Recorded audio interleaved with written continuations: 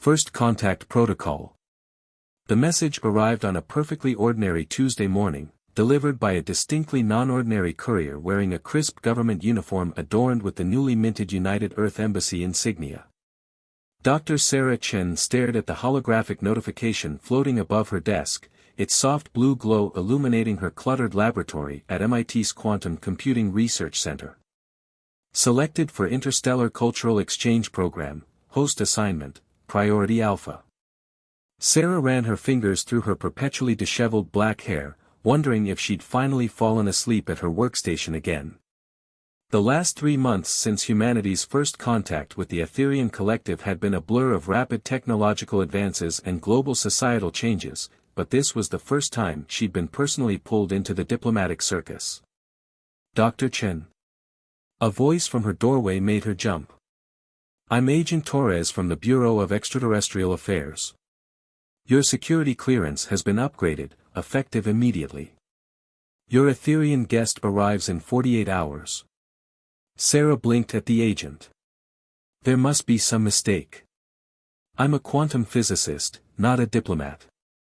Surely there are better qualified. You were specifically requested, Torres interrupted, sliding a data tablet across her desk. The Etherians were particularly impressed by your paper on quantum entanglement manipulation. They believe your research closely parallels some of their own developmental milestones. Sarah scrolled through the brief, her eyes widening. The Etherians, despite their overwhelming technological superiority, had implemented a validation officer program. These officers would live among humans, ostensibly to help guide Earth's integration into the broader galactic community. The unspoken truth, obvious to anyone who read between the lines, was that they were here to evaluate whether humanity could be trusted with advanced technology. Your guest's name is Kari, Torres continued. She's considered one of their most promising young scientists, though this is her first field assignment. The collective believes you two will be compatible. The next 48 hours passed in a whirlwind of preparation. Sarah's modest apartment was upgraded with Etherian-compatible environmental controls, and she received crash courses in everything from alien dietary requirements to diplomatic protocols. Yet nothing could have prepared her for the actual arrival. Kari materialized in Sarah's living room via what the Etherians called a gentle transit beam, designed to be less intimidating than their standard teleportation technology.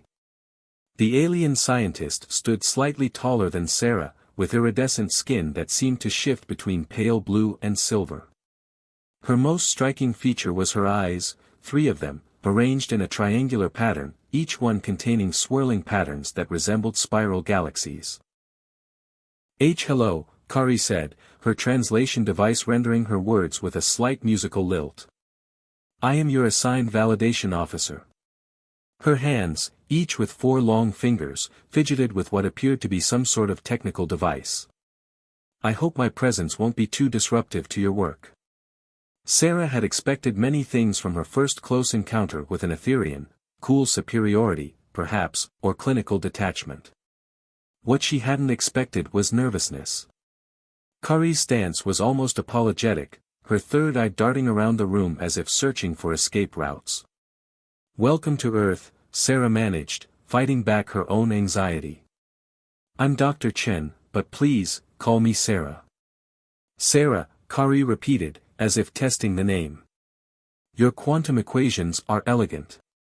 The way you conceptualized multidimensional entanglement without access to proper visualization technology was impressive.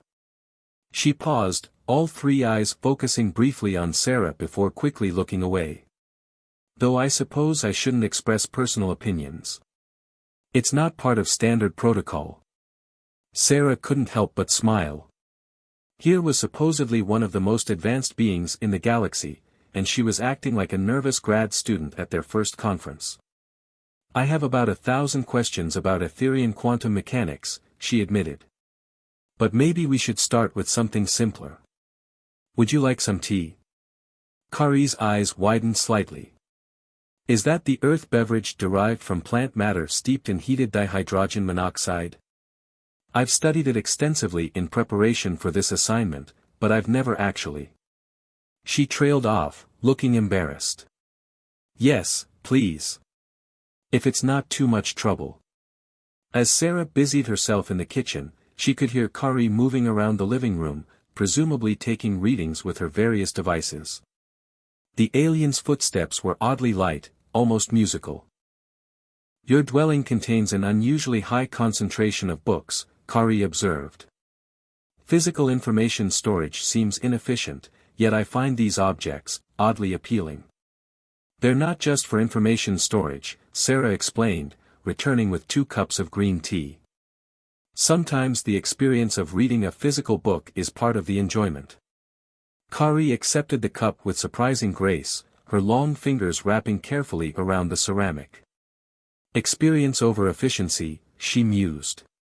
This is a very human concept.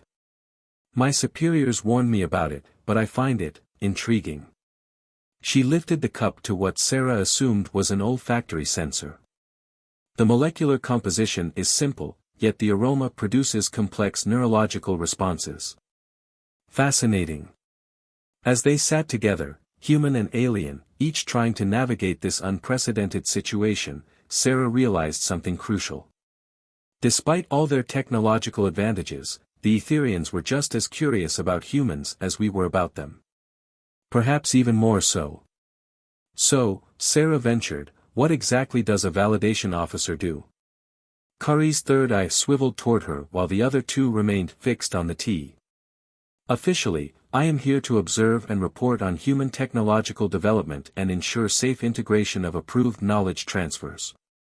She hesitated, then added more quietly, unofficially, I believe I was chosen for this assignment because my unconventional perspectives align with human thought patterns more than my superiors are comfortable with. Sarah leaned forward, intrigued. Unconventional how? I question things, Kari admitted. The collective values efficiency and certainty. But I often wonder if there are aspects of existence that cannot be quantified by our instruments. Your species seems to understand this inherently. She gestured to the books. You seek knowledge not just for practical application, but for the joy of discovery itself.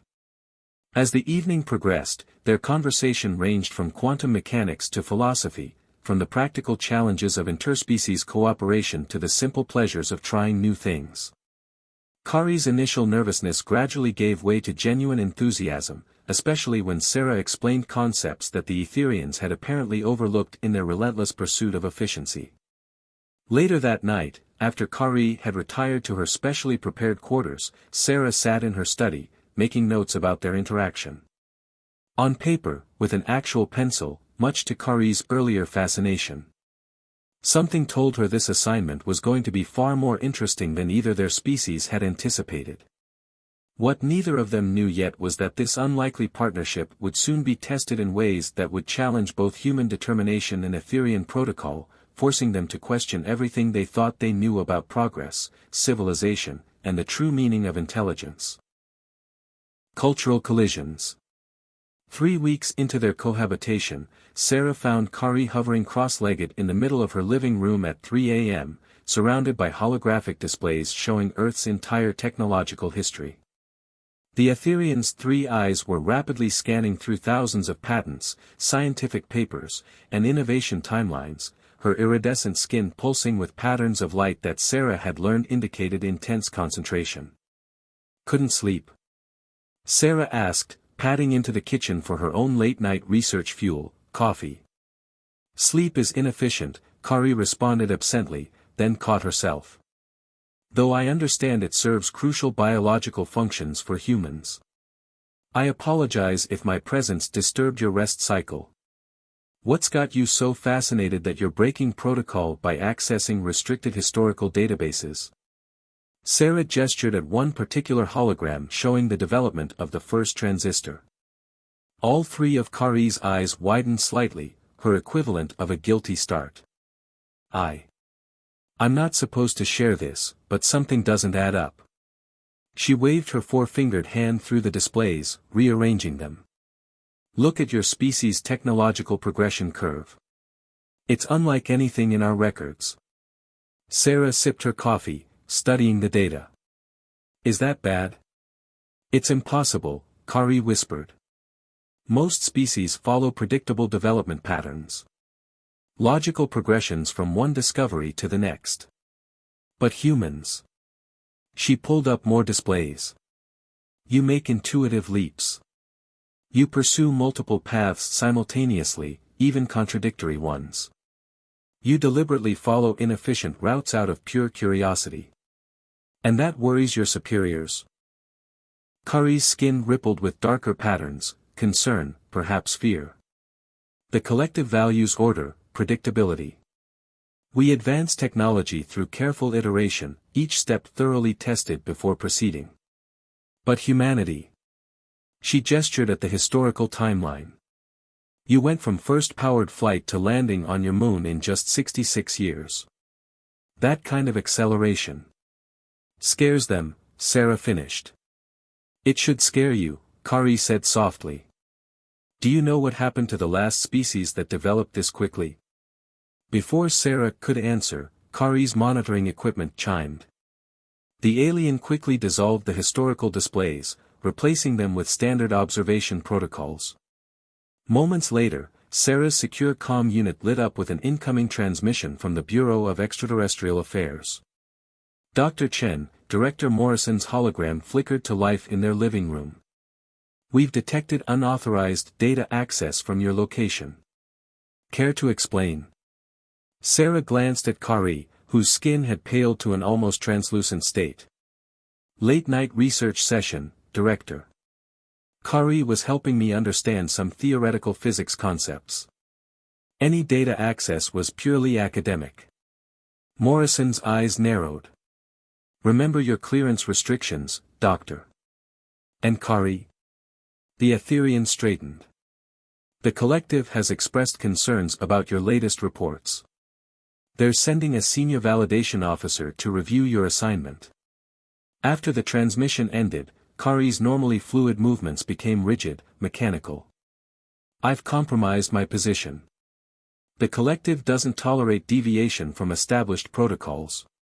Hey, Sarah moved closer, resisting the urge to place a reassuring hand on Kari's shoulder. Physical contact was still a cultural minefield. You were doing your job. Studying humanity, right?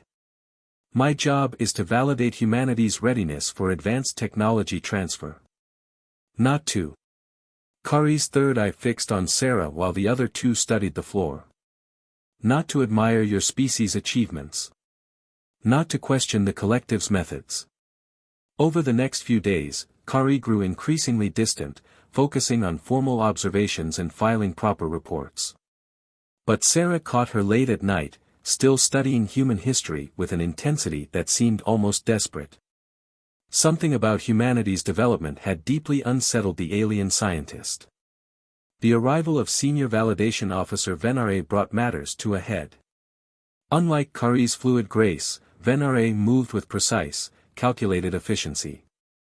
Her skin displayed no emotional patterns, and all three eyes remained locked in rigid formation. Your reports are troubling, Kari, Venare announced during their first meeting. You speak of human innovation as if it were admirable rather than dangerous. You've allowed their chaos to cloud your judgment. With respect, Kari's voice carried a harmonic Sarah had never heard before, something almost like defiance. Their chaos, as you call it, has produced results that challenge our fundamental assumptions about technological development. Precisely the problem. Venare turned to Sarah. Dr. Chen, your species' erratic progress poses a significant risk. You lack the foundational stability for advanced technology integration.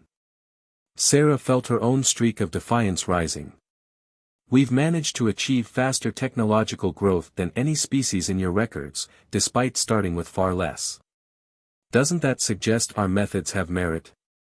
It suggests, Venare's tone could have frozen nitrogen, that you require closer supervision. The collective has revised humanity's development timeline.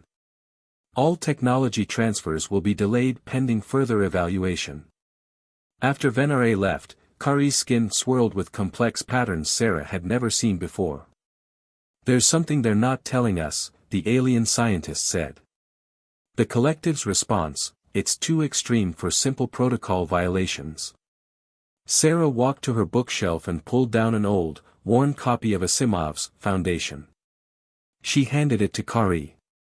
Humans have been thinking about advanced civilizations and technological development for a long time. Maybe the answer's not in your historical databases. Kari took the book with surprising reverence. Physical information storage, she mused. Inefficient, yet. Her third eye focused on the pages while her other two met Sarah's gaze. Perhaps inefficiency has advantages they haven't considered. That night, as Sarah worked late in her lab, she received an encrypted message from Kari. The contents made her blood run cold, classified collective documents showing a pattern of intervention throughout the galaxy. Species after species, their development carefully controlled, their innovation stifled under the guise of protection. Humanity wasn't being protected. We were being contained. The question was, why? And more importantly, what were Sarah and Kari going to do about it? The hidden threat. Sarah spent the next week buried in quantum computations, trying to appear normal while secretly analyzing the classified data Kari had shared. The numbers told a chilling story. Every civilization the collective guided followed the same pattern: rapid initial growth, collective intervention, then centuries of carefully managed development. Like bonsai trees, pruned and shaped to grow exactly as desired. "Your coffee's getting cold," Kari observed one morning, her voice carrying the artificial calm she'd adopted since Venare's arrival. For the benefit of the collective's monitoring devices, they maintained a careful facade of professional distance. But Sarah had noticed Kari's third eye now tracked her constantly, a silent signal of their shared secret. "Look at this." Sarah pulled up a seemingly innocent simulation of quantum particle behavior. Hidden within the equations was her analysis of the collective's intervention patterns. The decay rate is consistent across all samples. Almost too consistent. Kari's skin flickered with understanding. Natural phenomena show more variation, she agreed, her own screens displaying routine cultural observations that masked her real work. Unless they're artificially constrained. Their conversation was interrupted by a priority alert from the Bureau. Director Morrison's hologram appeared, his expression grave. Dr. Chen, Kari, were detecting unusual energy signatures across multiple research facilities. The collective claims it's harmless background radiation from their observation equipment. Sarah's fingers tightened around her coffee mug. She'd been tracking those energy patterns for days. They corresponded perfectly with subtle degradation in quantum computational efficiency, not enough to raise immediate alarms, but sufficient to slow humanity's progress in key areas. "We're investigating the phenomena," Kari responded smoothly. But her skin patterns betrayed her agitation to Sarah's now practiced eye. After Morrison's hologram faded, Kari initiated their apartment's privacy protocols, ostensibly for routine maintenance. "They're implementing cognitive dampening fields," she whispered. "Subtle enough to avoid detection, targeted to affect specific types of creative thinking. Like what they did on Proxima b." Sarah referenced one of the classified files. That civilization went from inventing faster-than-light travel to spending 3 centuries debating minor improvements to existing technology. The collective believes they're protecting the galaxy. Kari's third eye darted nervously to their windows. Uncontrolled technological growth leads to chaos, war, destruction. At least, that's what we're taught. Sarah pulled out another book, this one on human history. "We've had our share of destruction," she admitted. "But we've also learned from it. Every setback pushed us to innovate, to find new solutions. That's what terrifies them." Kari's voice dropped even lower. "Humanity doesn't just survive catastrophe, you grow stronger from it. The collective's models can't predict your responses. You're the first species we've encountered that consistently defies statistical probability." A sudden surge in the apartment's power grid made them both jump. Venare materialized in their living room, her rigid posture somehow even more severe than usual. "Kari, your assignment is terminated," she announced without preamble. "The collective has determined that prolonged exposure to human unpredictability has compromised your objectivity." Sarah stepped forward. "You can't just." "We can, Dr. Chen," Venare interrupted. "And we must. Humanity's development must be properly managed, for the good of all species."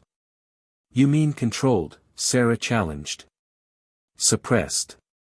You don't understand what's at stake." For the first time, Venare's perfect composure cracked. "There are things in this galaxy, powers that must never be awakened. The last species that developed as quickly as humanity, they found something. Something that should have remained buried." Kari's skin pulsed with shock. "The lost civilization? The one that vanished overnight? That's why we regulate technological growth." "They didn't vanish," Venare's three eyes fixed on Sarah with something close to fear. "They evolved. Transformed into something beyond physical comprehension. The shock waves of their transcendence nearly tore the galaxy apart." "And you think that's our destiny?" Sarah asked. "Transcendence or destruction? Your species shows the same patterns. The same dangerous combination of creativity and resilience. We cannot allow." A sudden blackout cut Venare off mid-sentence. When emergency power restored seconds later, Kari was gone. "What have you done?" Venare demanded. Sarah smiled grimly. "Nothing. But it seems your perfect system didn't account for human ingenuity rubbing off on one of your own." Alarms began blaring across the city. The quantum dampening fields were failing, their carefully calibrated frequencies disrupted by what appeared to be random power fluctuations. But Sarah recognized the pattern in the chaos. Kari had learned more from studying humanity than anyone had realized. As Venare rushed to contain the situation, Sarah quickly accessed her quantum research database. Hidden within legitimate projects were the tools they'd need for what came next. The collective hadn't just awakened humanity's defiance, they'd given us a cause to rally around. And they were about to learn why betting against human determination was never a good idea. Human ingenuity. The next 48 hours transformed Earth's major cities into battlegrounds of subtle frequencies and quantum manipulations. The collective deployed their full array of suppression technology, while humans demonstrated exactly why they'd earned their reputation for unpredictability. Sarah stood in MIT's quantum computing lab, surrounded by a makeshift coalition of Earth's brightest minds, all connected via secure channels Kari had helped establish before her disappearance. Holographic displays showed the ongoing technological chess match playing out across the globe. "They're adapting to our countermeasures," Dr. Patel from India's Advanced Research Institute reported. "The dampening fields are becoming more sophisticated." "Let them adapt," Sarah replied, her fingers dancing across quantum interfaces. "Every adjustment they make tells us more about how their technology works." The collective had made one crucial mistake: they'd assumed humanity would try to fight their superior technology directly. Instead, Sarah and her colleagues were doing what humans did best: learning, improvising, and finding unexpected solutions. Update from the Tokyo team, Professor Yamamoto's hologram announced. "We've successfully replicated Kari's quantum communication frequency. We can track the collective's movements through their own network." Sarah allowed herself a small smile. Kari's final gift before vanishing, the theoretical framework for quantum entanglement communication, had given humanity a fighting chance. The collective's attempts at technological suppression had ironically forced Earth's scientists to develop new technologies faster than ever. "Dr. Chen," Director Morrison's voice cut through the controlled chaos. "We're detecting massive energy buildups in orbit. The collective is escalating." Before Sarah could respond, every screen in the lab flickered. Kari's image appeared, her skin patterns showing a mixture of urgency and triumph. "Sarah, their orbital grid is powered by quantum-locked singularities. The configuration is nearly identical to your theoretical models from last year. Sarah's eyes widened. Her supposedly impossible theories about manipulating quantum singularities, the ones that had first caught the collective's attention, suddenly made perfect sense. They're not just suppressing us, she realized. They're afraid we'll surpass them. The collective built their entire civilization on controlled, predictable advancement, Kari explained. But humanity's quantum theories are already pushing beyond their understanding. Your creativity, your willingness to challenge fundamental assumptions. The transmission cut off as new dampening fields swept through the area. But Sarah was already moving, her mind racing with possibilities. Professor Yamamoto, remember that failed experiment from last month? The one that produced unexpected quantum resonance patterns? The results were completely unpredictable, he nodded. We couldn't reproduce, A slow smile spread across his face. Unpredictable is exactly what we need. Over the next few hours, humanity proved why it had terrified the collective in the first place. Teams across the globe began deliberately introducing controlled chaos into their quantum experiments. The results were erratic, impossible to predict, and completely immune to the collective suppression efforts. They're trying to impose order on quantum mechanics itself, Sarah explained to Morrison. But we're working with the chaos, using it instead of fighting it. Kari managed another brief transmission.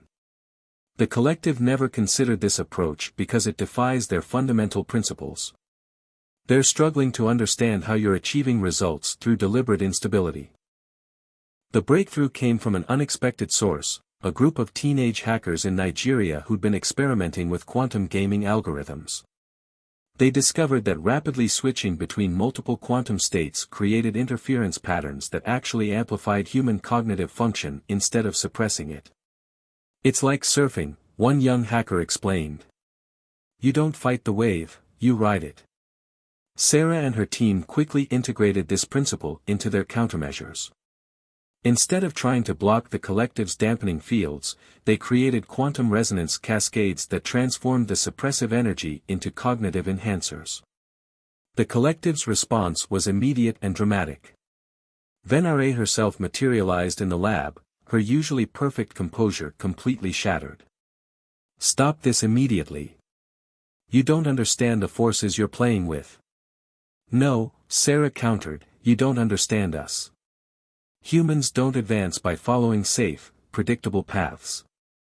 We learn by taking risks, by embracing the unknown. Your chaos will destroy everything the collective has built. Or it will force you to evolve. Kari's voice came from everywhere at once as she reappeared, her form somehow both physical and quantum entangled. I've studied humanity's history. Their greatest achievements came not from careful planning, but from daring to imagine impossible things. The lab's instruments were registering unprecedented levels of quantum activity. The collective suppression fields were collapsing worldwide, overwhelmed by humanity's chaotic but brilliant innovations.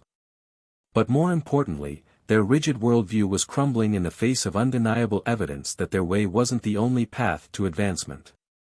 Director, Sarah addressed Morrison, I suggest you convene an emergency session with Earth's governments. The collective needs to understand that humanity won't accept their version of guided development. We're offering them a choice, work with us as equals, or watch us surpass them. As Venare struggled to process this ultimate defiance of collective authority, Kari moved to Sarah's side. The question they always feared has been answered, she said softly. What happens when an unstoppable force meets an immovable object? Sarah grinned. The immovable object learns how to dance. Breaking protocol. The quantum resonance chamber at the United Earth Embassy hummed with possibility as representatives from humanity and the collective gathered for what would either be a new beginning or the start of an interstellar crisis. The chamber itself was a testament to the past week's unprecedented developments, a hybrid of human creativity and Etherian technology, allowing both species to perceive multiple quantum states simultaneously.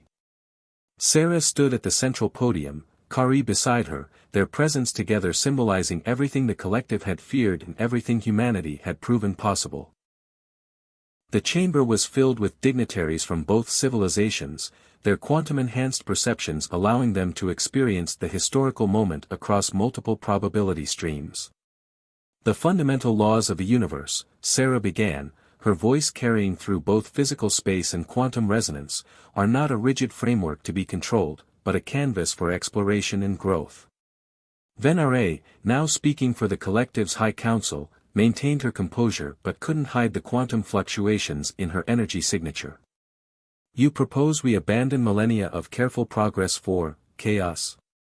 We propose synthesis, Kari interjected, her form shifting between physical and quantum states, a new ability born from her deep understanding of both cultures.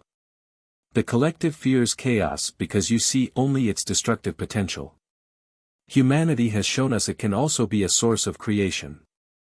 The evidence was undeniable. In just 1 week, the combination of human intuition and Etherian technology had produced advances that should have taken centuries. The quantum resonance chamber itself was proof, a technology the collective had deemed theoretically impossible. More importantly, Sarah continued, bringing up a holographic display of galaxy-wide quantum communications. We've detected signals. The lost civilization you feared? They didn't disappear. They've been trying to communicate, but your rigid protocols filtered out anything that didn't match your expected patterns. The chamber erupted in overlapping quantum frequencies as the implications hit home. The collective's greatest fear, that uncontrolled advancement would lead to destruction, had actually prevented them from reaching their full potential. We propose a new model, Kari announced, her skin patterns forming complex fractals that bridged order and chaos. Not control, not unfettered growth, but conscious evolution. The collective's stability combined with humanity's creativity. To demonstrate, Sarah and Kari initiated what they called a quantum dialogue, a real-time exchange of ideas through multiple quantum states simultaneously. The chamber filled with intersecting patterns of thought and possibility, showing how the two approaches could complement rather than conflict with each other. Impossible, one collective elder whispered, even as the evidence surrounded them. Impossible is humanity's starting point, Kari replied with what Sarah recognized as a distinctly human touch of humor. Everything else is just details to be worked out. The negotiations that followed would reshape galactic civilization. The collective agreed to lift all suppression measures, while humanity committed to sharing their unique perspectives on innovation and growth.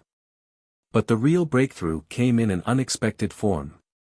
The lost civilization signals, Sarah explained, they're not just communications. They're invitations. They've discovered aspects of reality that transcend our current understanding, but they've been waiting for other species to evolve enough to share it safely. And they reached out to humans, Kari added, because your chaos, your beautiful, unpredictable chaos, created quantum resonance patterns similar to their own evolution. The implications were staggering. The collective's millennia of careful control hadn't been protecting the galaxy, it had been holding it back from a greater destiny. Humanity's rapid, chaotic development wasn't a danger to be contained, but a necessary catalyst for the next stage of galactic evolution. We stand at a crossroads, Sarah addressed the chamber. We can cling to the illusion of control, or we can embrace the uncertainty of growth. Earth extends an invitation to the collective, join us in exploring what lies beyond our current limitations. The quantum resonance chamber filled with overlapping possibilities as the two civilizations faced their moment of choice. And in that moment, something remarkable happened. The rigid patterns of collective thought began to shift, to flow, to dance with human chaos rather than resist it. Venare, who had once embodied the collective's fear of change, stepped forward. Perhaps, she said, her own form beginning to shift between states, it is time for the immovable object to learn new ways of being. The agreement they reached that day would become known as the Quantum Accord, a commitment to combine the best of both civilizations. The collective would share their technological wisdom, while humanity would teach them how to embrace uncertainty and innovation. Kari, now officially appointed as the first quantum dialogue facilitator, turned to Sarah after the historic signing. You humans have a saying about butterflies and hurricanes. Small changes leading to unprecedented results. Sarah smiled, watching the quantum patterns of two civilizations beginning to interweave. The butterfly effect. Chaos theory at its finest. Do you think we'll be ready? Kari asked, her third eye tracking the complex quantum signatures of the lost civilization's signals. For whatever lies beyond our current understanding. Ready? Sarah laughed. Probably not. That's what makes it exciting. The unknown isn't something to fear, it's something to explore. Together. As the quantum resonance chamber pulsed with the combined potential of ordered progress and chaotic innovation, the galaxy itself seemed to hold its breath in anticipation. Humanity had not just earned its place among the stars, it had helped reshape the very nature of galactic civilization. And somewhere, in quantum states beyond current comprehension, the lost civilization watched and welcomed the first steps toward a new age of exploration and discovery.